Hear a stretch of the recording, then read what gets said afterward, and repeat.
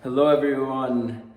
I recently heard a joke about a boy. His name was Isaac, and Isaac graduates college, and he gets his first job, and he shows up to his to business the first day, and the owner turns to him and says, "Hey, Isaac, here's a broom. Go out and clean the front room." So Isaac turns to the owner and says, "What do you mean? I'm a college graduate." He says, "Oh, I didn't realize that. Oh, so let me show you how to use the broom." Well, so the opening of this week's Torah portion has something very similar. We open up the story of Abraham. Abraham was introduced last week briefly just as a family history, who his siblings were, who his father was, who his mother was. And in this week we open up Abraham, our forefather. God commands Abraham and tells him, "Lech lecha, go out of your land, leave your father's home, and go out on this journey to the land that I will show you." And the question is who is Abraham? What's his resume? Is he a college graduate? Who is he? We don't know anything about him. When the Torah introduced Noah, it said, hey, Noah was a good guy. He was a righteous person. It tells us who he is. The Torah introduces Abraham. Abraham is our forefather, and we don't know anything about him. It doesn't tell us anything about him. Just God opens, the story opens. God commanded Abraham, leave your town, leave your father's home, and come on this journey. Why is this such an important starting point in Abraham's life? Maybe one of the other... Abraham had 10 trials. Maybe one of the other trials would be more important. Just that God asked him to get up and go, and Abraham listened and got up and went. That's so important. So the Rebbe actually explains, he says that actually that is so important. He says when we say a blessing, when we do a mitzvah, we say a blessing. One of the wording that we use in the blessing is Asher Kidishanu b'mitzvosav v'tzivanu, that God sanctified us with His commandments, and He commanded us to do the following blessing.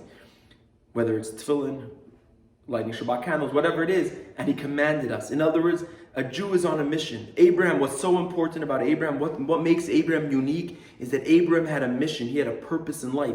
He was lech lecha. He was on a road. He was going somewhere. So what he did and what he accomplished and how nice he was to people and everything else in his surroundings, and everyone loved him and he was so kind and everything, that's not important. What's important is that he had a mission. God gave him a mission. God asked him to do something, and he came to God and he said, "Hineni, I'm here. What do you want me to do? Whatever you want me to do, I'm here." And it's important for us to realize that when we do a mitzvah, when we do a commandment, when we do something, of course, it's nice that Shabbat brings everyone together and there's a special time and it creates an environment in our home. And of course, all these things are beautiful and they create a beautiful surrounding and a beautiful environment. But what's truly important, what's truly beautiful is that we were commanded to do something by God and we listened. God asked us to do something and we said, yes, we'll do it for you. Whether it's this, that, whether it's something that we totally enjoy, whether it's something that we don't enjoy as much, whether it's something that we don't even like to begin with. God asked us to do something and we're here to do it. We have a mission in life. We have a purpose in life. And not everything we do in life is because we enjoy it and it makes us happy. Some things we do because God said so. And if you could focus on that every mitzvah, everything we do is we're here for a purpose. We're here for a mission. God asked us to do something. The important part of all of these things is our connection, our relationship. If we wanted to have a connection to someone who was maybe someone in the business world that was hard to reach, or someone in our family that was always hard to get the attention of our parent or whatever it is, and then they called us and said, "Hey, Shloimi, can you do me a favor?" You'd be so happy to have that connection, to have that relationship. And so we can look at every single mitzvah. Every single mitzvah is God knocking on our door and saying, "Good morning, lech lecha. Here's what I need you to do. Can you do that for me?" And we have that connection. And that's something beautiful that we see in this week's Torah portion. One other beautiful idea that's connected to this is that God didn't tell Avraham where he's going. He just said, "Lech lecha, go." Where? Sometimes if you know where you're going, you can go with much more enthusiasm. How come God didn't tell him where he's going? Why was it open-ended? And the answer is because when we talk about growth, sometimes it's not good to know where we're going. Sometimes when it comes to growth, we might set the bar too low. We might say, "Hey, I could do Shabbat once in a while. I don't know, every week. Or I can start keeping kosher sometimes." Or sometimes we set the bar for certain self-growth or certain commandments or certain beautiful things that we want to bring in our life.